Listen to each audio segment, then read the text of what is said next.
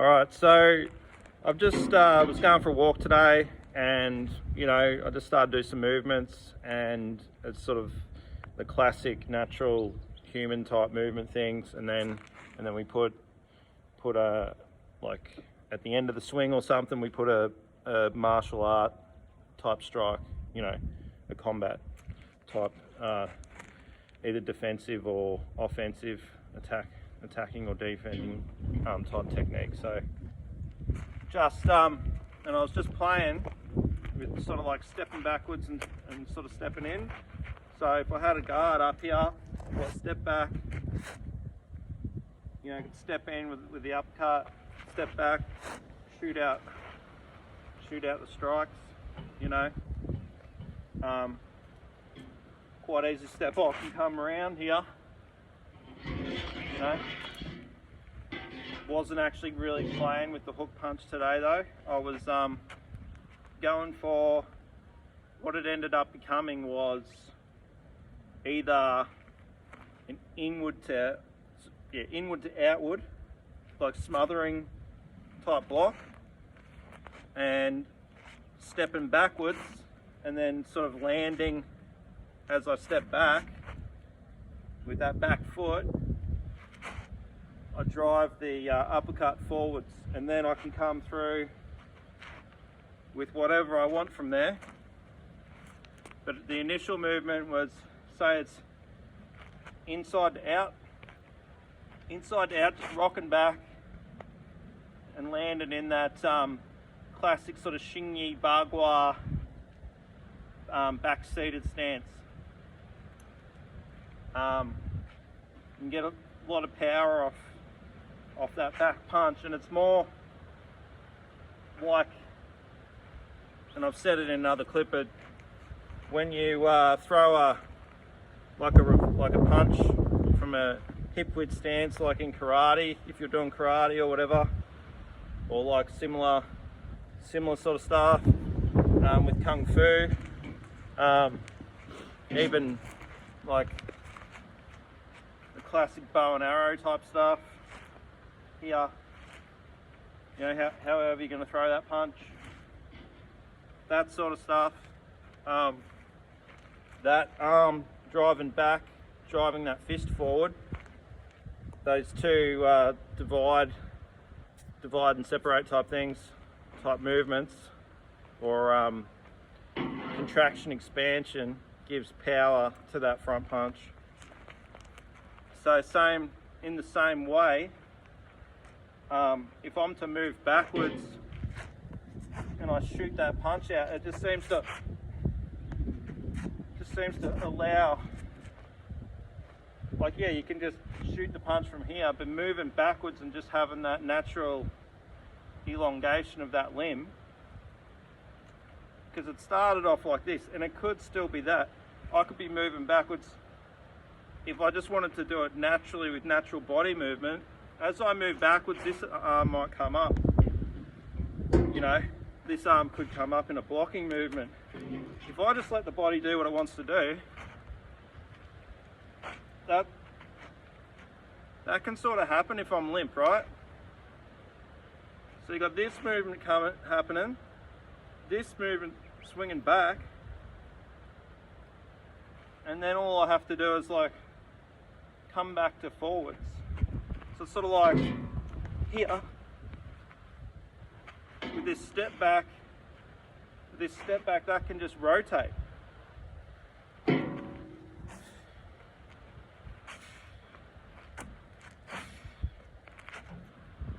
So it's like here, this one comes back, and then all I'm doing is changing my body, turning my body here, this way. So I'm just breaking down just a real basic human mechanics, body mechanics type shit, okay? So as I move back, as I step back, yeah, if I just stepped back, my arm could do this too. But with a little bit more keeping my body the way I want it to go, so stepping back here, that can come out. So you don't actually have to be like really fast and like be whipping that. Obviously if it's martial, yeah, you're going to tense up a bit more here. Okay. But this is doing this, and then this can come back, right? And then if I move forward, that brings the arm forward. So if we were just to do a rotation,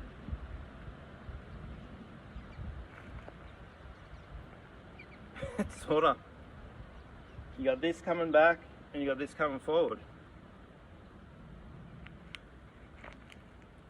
Now that's not what you're going to do if it was like someone in front of you. You're going to move, that's going to come up, that's going to be blocking above or blocking your head, etc.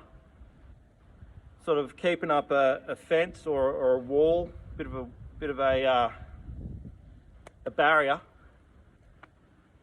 And as I step back here, that's coming down and that's coming up, but really it can stay out, it can stay high, so it can then punch out again. You know, this could elbow, this one could hammer, this one can punch again. I'm just trying to show like basic mechanics of something, and yeah, I'm going over it. It's probably a bit long-winded, but it just ideas of like how we move, how you can move, just rather than just like trying to throw a punch, you know.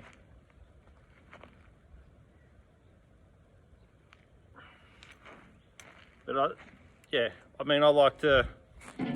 I like to think about things, and I'm making a martial art. I'm making like something that's effective.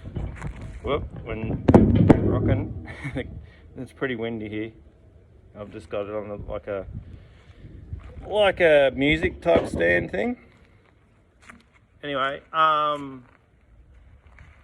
phone is on a music type stand pedestal thing. Anyway, so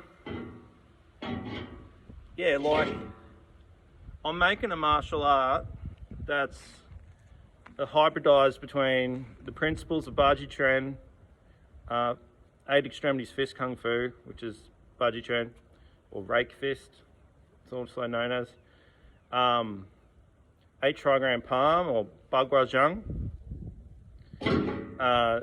Xingyi, or Xingyi with an H, Xingyi, it's like an I, H-S-I-N-G-I, it's not Xingyi. It's just a different name for it from a different province of China. And like the Kempo element, the karate element, a little bit of Wing Chun type stuff in there. Again, I've predominantly done karate, American Kenpo, and Baji Chuan. The rest I've done not as much of, but I've like picked up movements along the way. And the kangaroo stuff is completely my animalistic way of combat. And like every other style in every other culture that's copied an animal, that's all I've done. And I must say, I think it's pretty ingenuitive and creative. So, you know, the kangaroo aspect of the style is way more sort of floaty in a way. It's the way it moves is more, well, less human really. But it's got like I'm still playing with the mechanics, but obviously I like this sort of floatiness type movement, like this sort of, you know, what would you call it? Skittish, kind of skittish, because they're quite, they're not really tame. You can't just walk up to them, like they will jump away. You know, it's only really if they're around people a lot that they become more tame, obviously. But yeah, they might watch you from a distance, but yeah, good luck walking right up to them and saying, "How you going, buddy?" Like, they hear you coming, they'll jump away, you know. They don't think much of humans, really. So anyway, but they might like what I'm doing. So yeah, just like the animal side of things, like, you know, that punch can whip out, you know. Back fists, different things, elbows, pressing elbows, knees, kicks, sort of like a kick that sort of like unfolds out. It sort of like comes up and like it's circular. It's more of a circle than a dead straight, although I suppose it can be too. If I was to use this principle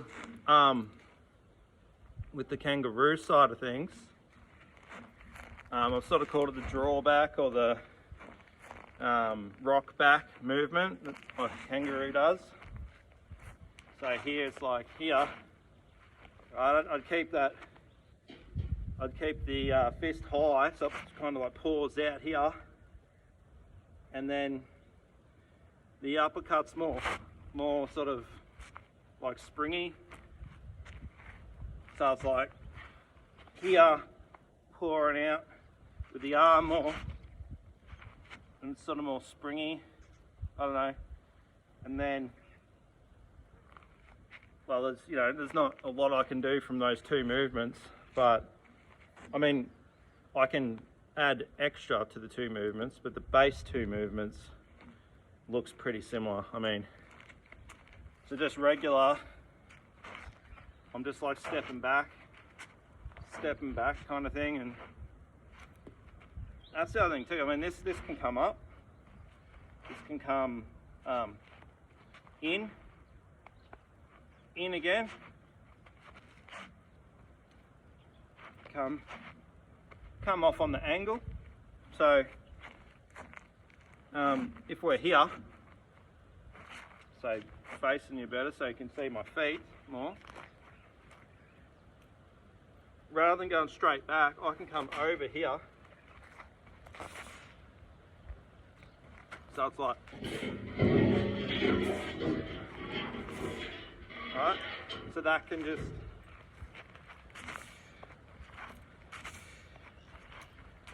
that way come, but if we're coming off that way, sort of into out, it's pretty much the same. Here, you could do a straight punch rather than the rolling Roo Fist strike. So coming that way, you can come into like a straighter fist strike, like here.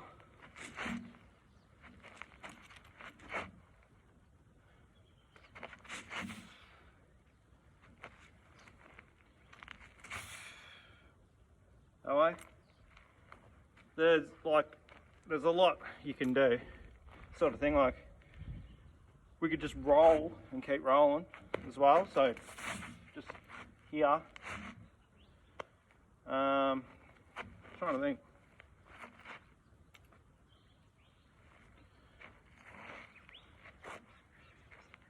Or we could change that. So we're going back, but turn the body on the side more and put that sort of forwards movement in. So we could sort of be stepping back on the side, roll the fist over here, roll back.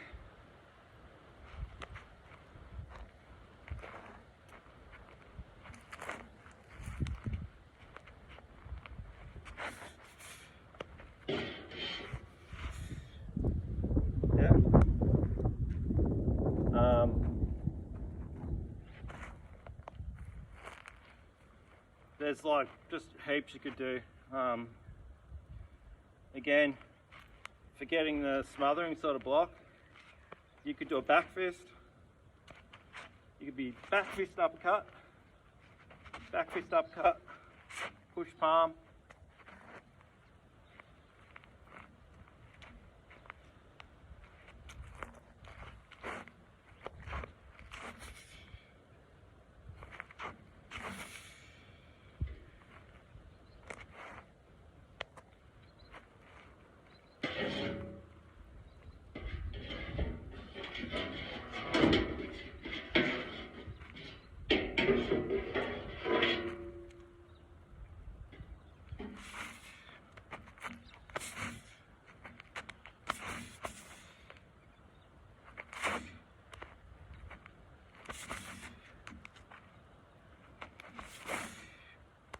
You could back fist. You could back fist off the back, so like a reverse punch type thing, rather than back fisting off the front leg. So you back fist off the front.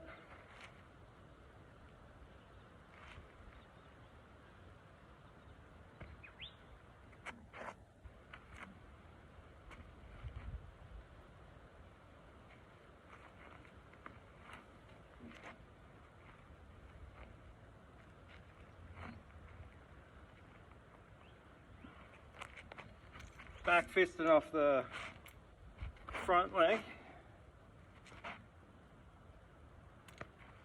So we can back fist off the back leg, same arm, same leg. And that's the other thing too. With the back fist and stuff, you can be, actually it's more like here.